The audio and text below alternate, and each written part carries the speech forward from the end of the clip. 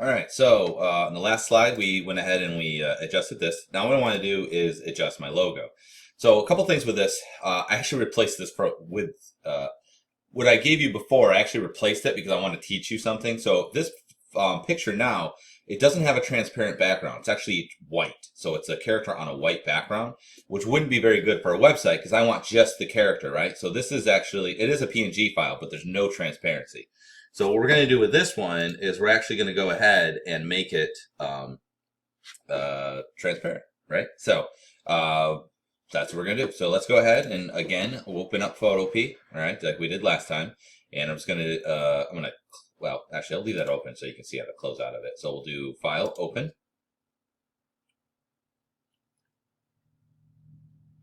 And then I'm going to choose the logo this time, open up that. And if you have multiple pictures, what you're going to see is that you'll have multiple tabs up here. So here's the portrait. Second. This program's kind of slow. This is one of the reasons why Photoshop is better. But you see, you have multiple tabs. So I'm just going to close out this one, the Portrait PSD tab. I don't need that, so I'll have the little X. Yep, I do want to close it. Okay, and now I have my picture here. So the first thing you would want to do, and this is what you should always do with all your pictures, is you'd want to crop it, right? So you grab the crop tool and you click and drag. But if you look, there's really not that much to crop. It's kind of right on the edge as it is already. But that would be the first thing I would do. Then what I would want to do is just do the general image adjustments. So again, I would just go Image Adjustments, and we would just use these various things here. Like maybe this time I'll do Vibrance just to give you. Vibrance is always a good one, particularly on people.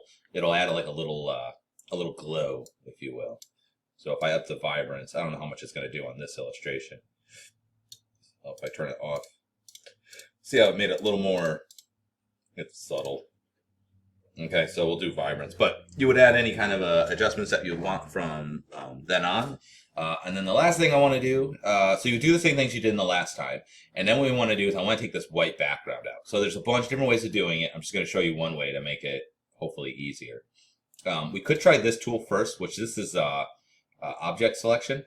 If you click and drag across it, it will automatically try to find the figure. And you can see it did not work well. So that's pretty disappointing. So if you do a selection, you want to clear it out, you can go to Select, Deselect, or you can hit Control D or Command D if you're on a Mac. So instead, I'm going to go to here, and I want to do the Quick Selection. Okay. And what this is going to do is that you can change the brush size. So see how it says 15. You can click on this and adjust it here, or you can use the two keys to the right of your P key. One will make it bigger, one will make it smaller. Okay. And I'm just going to kind of click and drag. And you can see it didn't do a super great job. So that's the quick selection. So I'm going to hit Control D again. Let me just try tapping on it. See, it's not doing that good of a job. So that might work on some things. This is supposed to be the most improved. Basically, newest to oldest goes this way. So the newest thing is object, then quick selection. We're going to use good old-fashioned magic wand. That's still my favorite, even though it's the oldest one. And the reason being is you have more control over it. So if you look on the top here, you'll see this tolerance. This allows us to kind of control how strong it is. So anyways, I got the magic wand, and then I'm just going to click in here, and now you can see what it grabbed, right? And if I hit Control plus, that will zoom in and out. Control minus is zoom out, okay?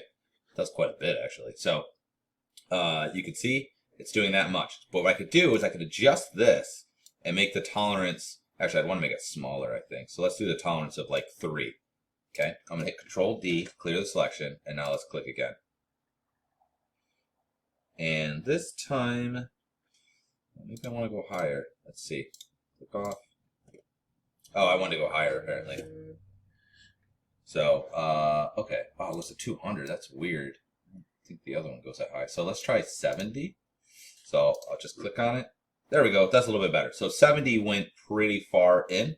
So it's a little bit better of a tolerance. And that took everything out but what I have in here. The only problem is it bled into this, which is kind of disappointing. And it also bled in there. So let's bring this back down again. Let's try 40. Control D to clear. Or you just go Select, Deselect. Click on it again. And we'll call that good. Okay, so it's not all of it, but it's enough to work with. I just want to make sure the edges are relatively okay. So with that selected, I'm just going to hit delete. And that's going to remove the background. You can tell remove the background because you see this checker pattern. That's showing that there's transparency there, okay? So now I can do is hit Control D, and I can try this first. I can try clicking on the gray, and you can see it does try to remove it. Let's take the tolerance way lower. Let's do like, let's say 8. Control D. It's easier to try and use this. There we go. And then I'll delete that. That's good. I'll hit Control D or Command D if you're on a Mac. Now what I'm going to do is just try to erase anything that might be in there that I don't want. And right here is the eraser tool. I'm going to select the eraser tool. There it is. And then I can just real gently just click. And if I see anything that's left over, I can just generally erase it. Now, for those of you who have Photoshop skills and have taken digital imaging or various other courses, you'll know there's a lot of better ways of doing this, but this is the simplest way. Okay. So we're going to say that's good. I now have my background removed. So I just want to save this. It's the same thing as we did last time. I'm just going to go to File, and we'll just export as a PNG. It has to be a PNG because I want that transparent background.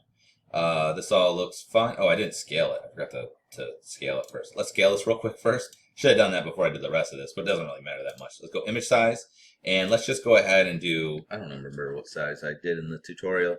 I'm just going to make it smaller. We'll say 100. Okay, and then we'll go ahead and scale it. Good. Now let's go ahead and export out. File, export as PNG.